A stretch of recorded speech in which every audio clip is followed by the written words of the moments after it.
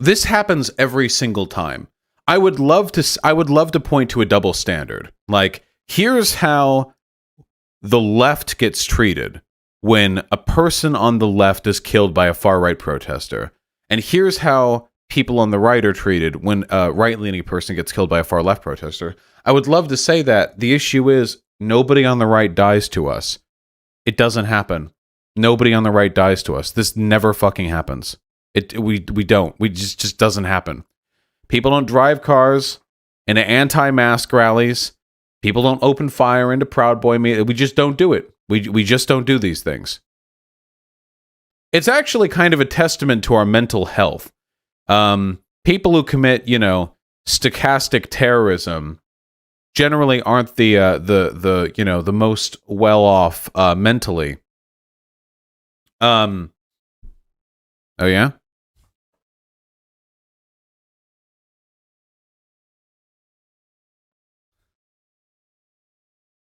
Wait. God damn it. You're all getting let off the hook this time. But every single time somebody on the left dies like this, we have to dig through a fucking avalanche of misinformation to get out through the other side. Do you remember Heather Heyer? You remember Heather Heyer, correct? Following Charlottesville, a far-right lunatic drove a car into a crowd, killed a woman. And then instantly, with no proof whatsoever, absolutely no proof, nothing, no autopsy result, nothing, all the people on the far right start talking about how Heather Heyer just coincidentally died of a heart attack, even though the autopsy report said that she died via vehicular collision, and there was no evidence whatsoever of her dying from a heart attack. They just completely made it up. And then they made fun of her, a woman who was killed by a terrorist. They made fun of her for this thing they made up. They did the exact same thing with George Floyd, saying that he died of COVID-19. Ian Miles Chong tweeted that. I remember that.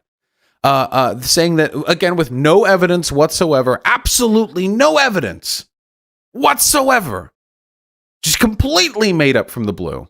They said that it was actually COVID-19 that had killed George Floyd. They also said a heart attack. Of course, the autopsy, said it was strangulation. But let's not let evidence get in the way of a good opportunity to make fun of the dead, And now we have this. A person killed unprompted by a terrorist who fired at him after driving into a crowd, a classic. And now they're talking that, and then they immediately, not only do they lie and say that he fired first, but they also get a retweet from the President of the United States of America. Pretty impressive, huh? That's how it works. Ian Miles Chong wants you dead, by the way. Here, it's a very big gun. Too bad they don't deploy these in Portland. These people, it's they say that Twitter is biased towards the far left. But these people will literally just openly talk about how they can only come at this point masturbating while fantasizing about just oceans of blood pouring through the streets following some sort of artillery strike on BLM protesters. It's pretty impressive. If the far left controlled Twitter, we would. Listen, if the far left controlled Twitter, I'm pretty sure we would at least have people follow the TOS. As a basic standard. Maybe if we controlled Twitter, we would do the thing that our website rules tell us we should be able to do. Possibly, maybe. Anyway, yeah. Yeah, they want you dead, and if you do die, they will lie about you. If any of you die under any circumstances, it doesn't matter how you die. One of you, the most sickly, could be. Let's find the most sympathetic one of you. It could be a woman, tiny, 5 feet tall, with a cane. You walk with a cane. I don't know. You've got a bad limp or something, and you could be completely unprompted. Separated from beautiful too. You have to be, because if you're an ugly woman, you're subhuman to these people anyway. Ian Miles Chung, very scrupulous when it comes to appearances, as it seems. And you get separated from the protest, and you get clubbed to death. And then your still a warm corpse is unloaded into with 300 rounds of ammunition as target practice by a group of hollering Proud Boys who then strip your corpse and pin you to a wall. They would be first of all, everyone on Twitter who is far right, by which I mean everyone on Twitter who is right leaning, would immediately go to work in their private Discord groups, wondering what conceivable medical condition they could attribute this to.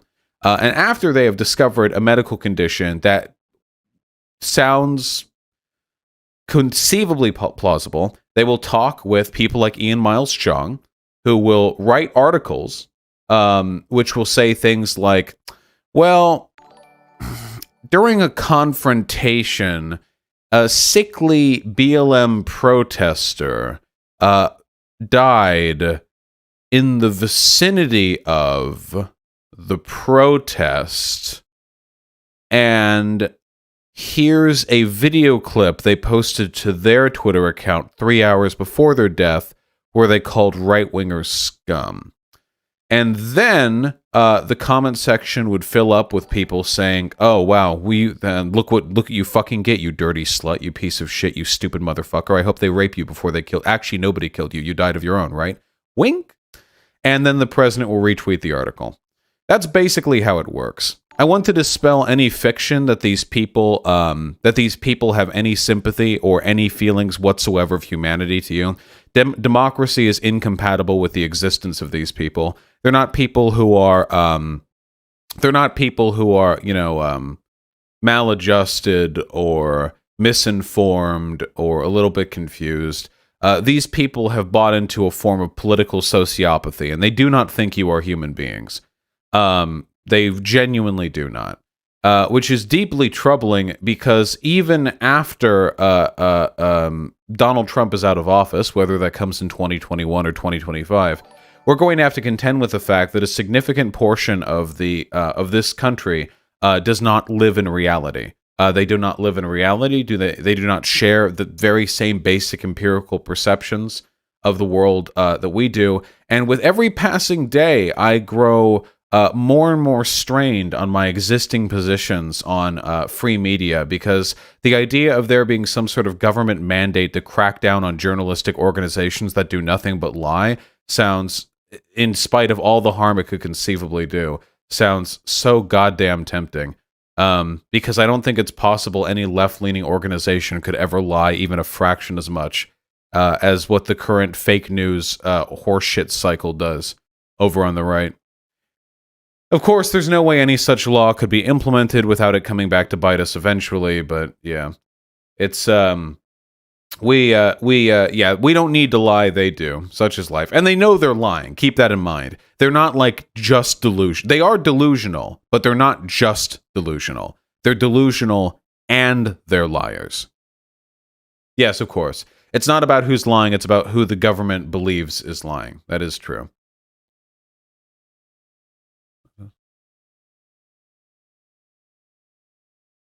Yes, of course.